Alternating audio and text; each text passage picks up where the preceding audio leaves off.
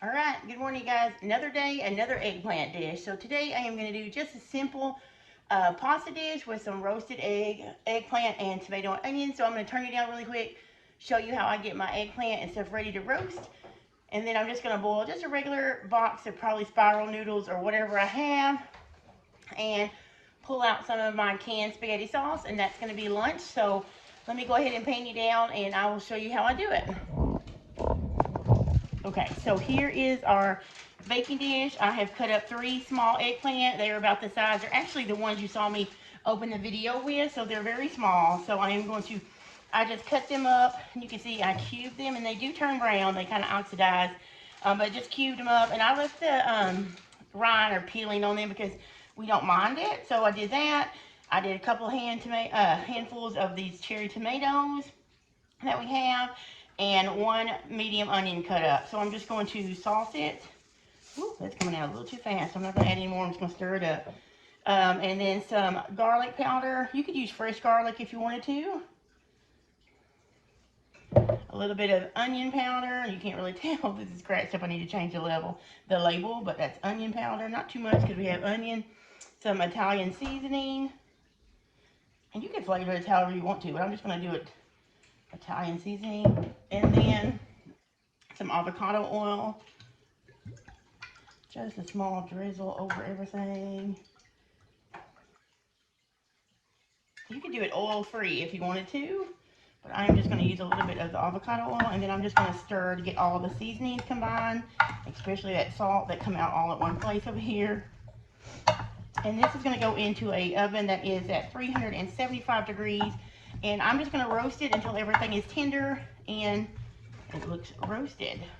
So it's very simple dish, but something that we will enjoy, and we get to use up all this garden produce. Well, the onion is not mine. I did not grow that, but eggplant and all that other stuff is from the garden. So there we go. So that is it. I am going to get this into a 375 degree preheated oven and let this bake for, I'm going to start with 35 minutes, and I'll come back when it's finished. I will tell you how long it actually took. Isn't that beautiful? All right, so I have just boiled some noodles till our al dente, or it's a little bit more, not mushy, but fully cooked. You can cook them to your desired temperature.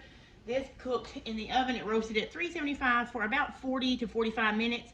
Everything is really tender. You can see the blistering on the tomatoes. It is delicious. I already tasted the eggplant. So I drained the noodles. I did put them back in the same pot, and now I'm just going to dump all this goodness, even the juices and the oils that are in the, cooked out of the eggplant, the onions, tomatoes, put it all in there, and that yummy oil. It's hot. Okay, and then you can stir it up. All right, so at this point, you could do a couple of options. You could dress it maybe with some of olive oil and garlic. Remember, but what I'm going to do is, while it is still hot, I'm going to add just a pint jar of my homemade spaghetti sauce that I made.